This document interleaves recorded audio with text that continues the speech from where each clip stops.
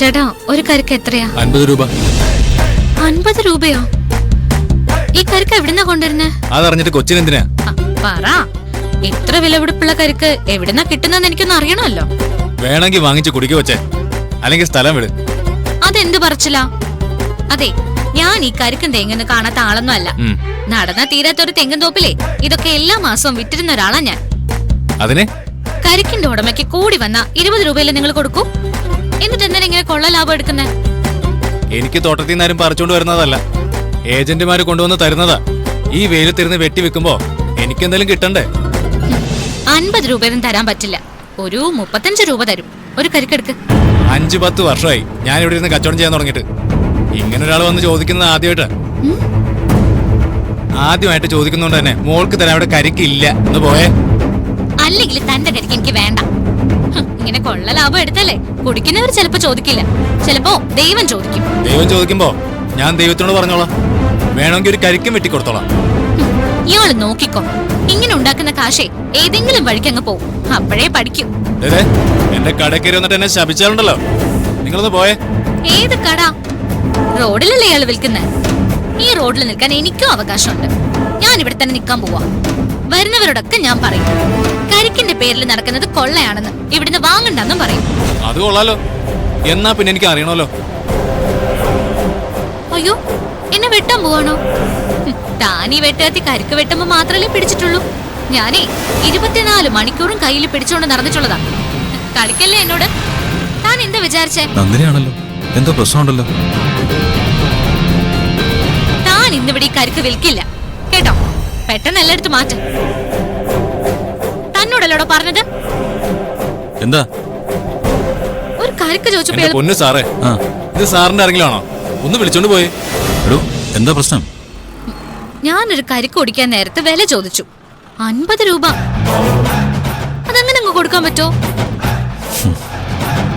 35 രൂപയാണെങ്കിൽ വാങ്ങിക്കാന്ന് പറഞ്ഞു. അതിനെ ഈ സംസാരിക്കുന്നേ.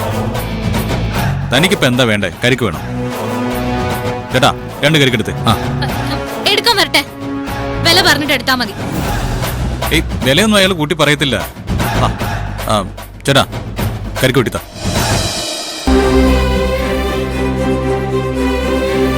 തനിക്കിപ്പോ അയാളോട് ദേഷ്യം തോന്നിയോ? ദേഷ്യമൊന്നുമില്ല, ഞാൻ അയാളോട് ചുമ്മാ കയറി തർക്കിച്ചതാ. അതെനിക്ക് മനസ്സിലായി. ഇങ്ങനെയൊക്കെ തർക്കിക്കുമ്പോ താൻ പെട്ടെന്ന് നാട്ടിലെത്തിയ പോലെ തോന്നുമല്ലേ? സാറിനത് മനസ്സിലായില്ലേ? എനിക്കിപ്പോ തന്നെ കുറച്ചൊക്കെ മനസ്സിലാവുന്നുണ്ട്. സാറേ,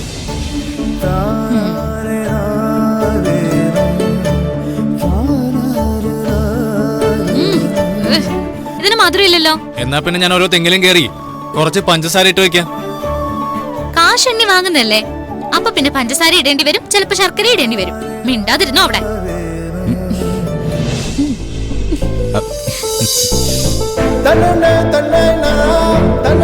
ഈ വെയിലത്തിരുന്ന് കച്ചവടം ചെയ്യുന്നോണ്ടേ 50 രൂപ കൊടുക്കുന്നുണ്ട്, കുഴപ്പമൊന്നുമില്ല. പാവായിരിക്കും, അതാ പെട്ടെന്ന് ഇങ്ങനെ ചൊടിക്കുന്നത്. തന്റെ ഒരു കാര്യം.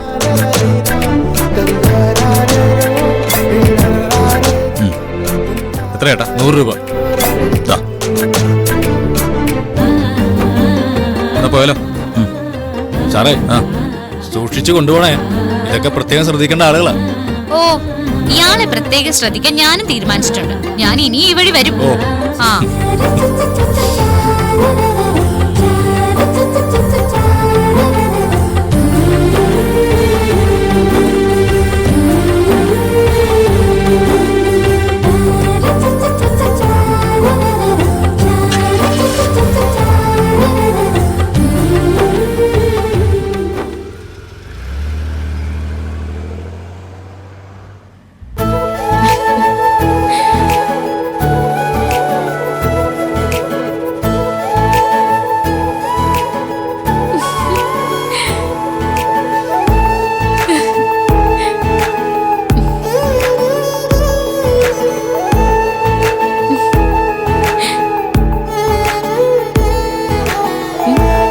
എന്താ സർ? അല്ല, തന്റെ സന്തോഷം നോക്കായിരുന്നു. തനിക്ക് സന്തോഷം കിട്ടുന്ന ഏത് സ്ഥലം ഉണ്ടെങ്കിലും പറഞ്ഞു തന്നെ ഞാൻ അവിടെ കൊണ്ടുപോകാം. താനിങ്ങനെ ചിരിക്കുന്ന കാണാൻ നല്ല രസമാണ്.